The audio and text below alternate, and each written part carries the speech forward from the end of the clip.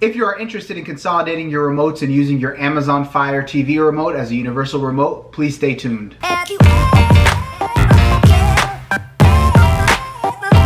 What's up YouTube? Welcome back to my channel. Once again, I'm Rami B. And what I'm going to be doing today is unboxing the SideClick for my Amazon Fire TV remote. If you are new here, make sure you click the subscribe button down below. If you are watching this, please give it a big thumbs up. And anytime during this process, if you feel that there's any comments or suggestions, please drop a comment down below. I love to see what you guys have to say. So with that being said, let me get into why I'm doing this video. So I don't know about you, but I hate having multiple remotes. I currently don't have cable and I'm using my Amazon Fire for all my TV streaming. With that being said, I use a TV remote along with a soundbar remote as well. And I don't know about you, but I hate having multiple remotes on me at all times.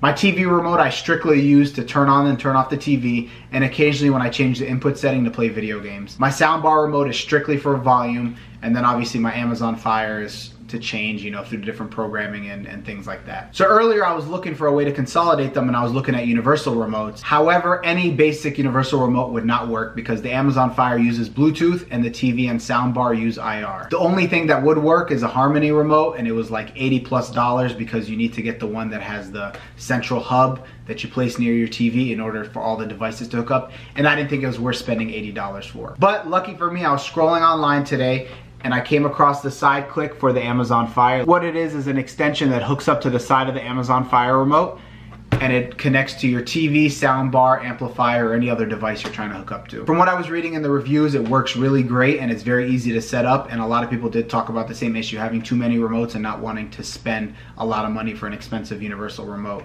So I figured I'd get it, try it out, unbox it here on YouTube, and let you guys know what I think of it. So let's get started. So here it is. It's a very light box. Has some simple instructions on the back and some information about how it works. It has a flip up open to show you exactly what the device looks like. So let's open it up and see what's inside. So it comes with a very simple information sheet. What's included, simple setup and tips if you want to watch videos on how to assemble it, program videos, troubleshooting, and back here are the steps on how to get it hooked up. When you pull the tray out, it has a little love yours. Hey Mowgli. I think he wants to go to sleep, but anyways, it has a little card to share on social media and show love, I guess, or show support for their product. And then this comes with the extension itself right here. I'll show you in comparison to the Amazon Fire remote. So here's the remote, and this is really little right next to it. So it comes with two adapters to hook up to the side of your remote. One is for the Amazon Fire with the voice command. As you see, I have the mic button right up here for Alexa, or if you have the old one that doesn't. So I gotta see which one works with mine. And then it uses just two AAA batteries, which is great because my soundbar remote uses a watch battery, and you know how hard it is to get watch batteries. Like, you just don't have watch batteries laying around. So let's see the instructions. So the instructions say finding the clip that works and then hooking it up to this. So let me line it up.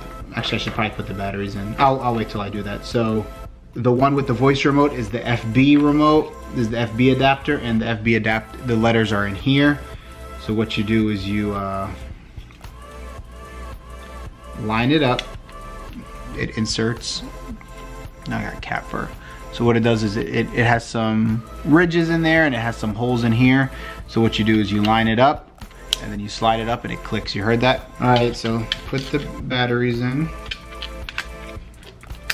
And then the instructions say literally sliding this in like that and pushing it in. And it latches around the side, and I guess if you want to take it off, it comes off really easily because this hinge it has a ridge in there so you can move it. So putting the remote in, and I guess you want to align it however you want, how high or low it is. So this is literally it. Nice size. See in my hand, it's not that big at all. And now the part for syncing it up. So in order to sync it up, it says you want to hold down the power and B button simultaneously until the LED lights up. So here it has the power button, up and down, which is, I'm assuming, channel, volume, and this looks like the input mode, and then A and B for your two different devices. So you hold these two down until it beeps, or let's see. Okay, light's solid, which it did right up here. And then what you want to do is position it and the device remote on the table 1 inch apart. So you want to line them up like that, And then the instructions say to press and release the side click button you wish to program. Oh, the LED light turned off. I think I gotta do it quicker. So they're both on. I wanna press and release, so I'm gonna do A. And now it is blinking, as you can see the light. So device A will be my TV. And then what you do is whatever button you want on your normal remote, whatever function you click. So press power. And then it says the light blinks and turns solid. Once it turns solid, it is set up. And then I think what else I can do is the source button as well. Let's try that. And then next we're gonna do the sound bar. So you hold the 2 again till it's solid.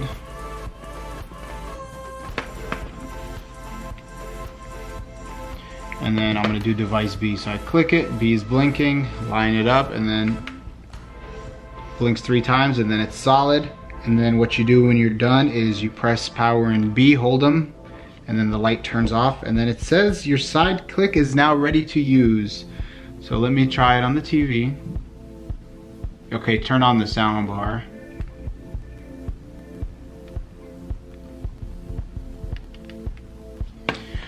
Okay, so what I think it does, you have to program each button individually.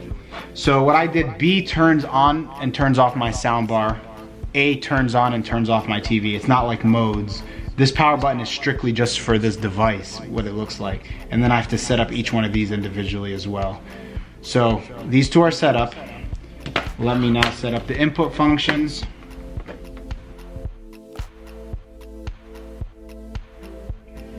So now let's try it out. The TV is still not working for some reason. Let's try that again.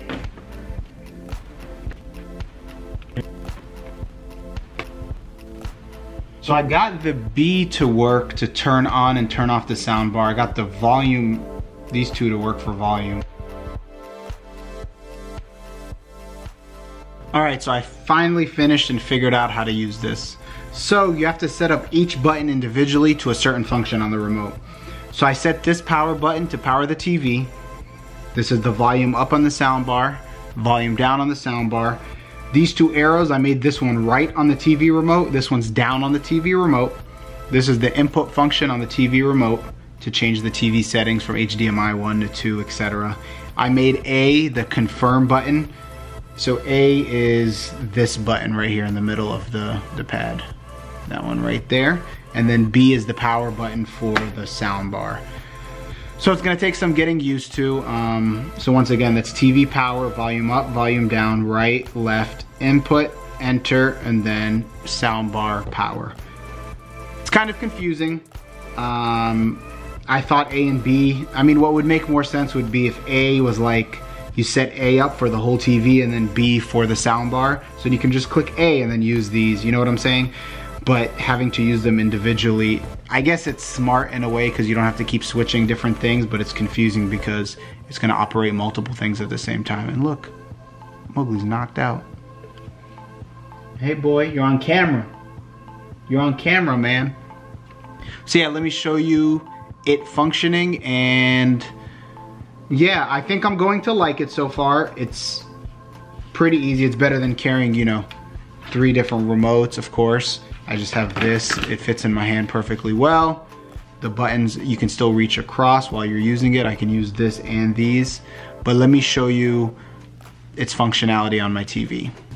All right, so this is the best setup I can get. Let me move up a little bit.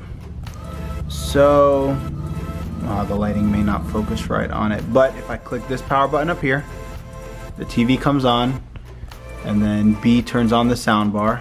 But my sound bar, since it is Samsung like my TV, it automatically turns on when the TV's on. And then as you can see on the sound bar, light at the bottom, the volume is changing with the 2 buttons. If I click the input on here, changes the input, and then the arrows I set right and left, and then A is to confirm, and then B will shut down the sound bars you can see there, and the power there. So it's actually kind of really easy to use now that I'm kind of using it. Let's use it with the Amazon now though. So it's on. Let me turn on my Amazon Fire. There we go. Volume's functioning really well. And there you have it. Pretty simple, really lightweight, easy to use. So thank you for tuning in to my unboxing of the SideClick. I'm not sure if there are other videos on YouTube regarding this product. I haven't checked personally, but if not, you can definitely use this one to get as much information as you need.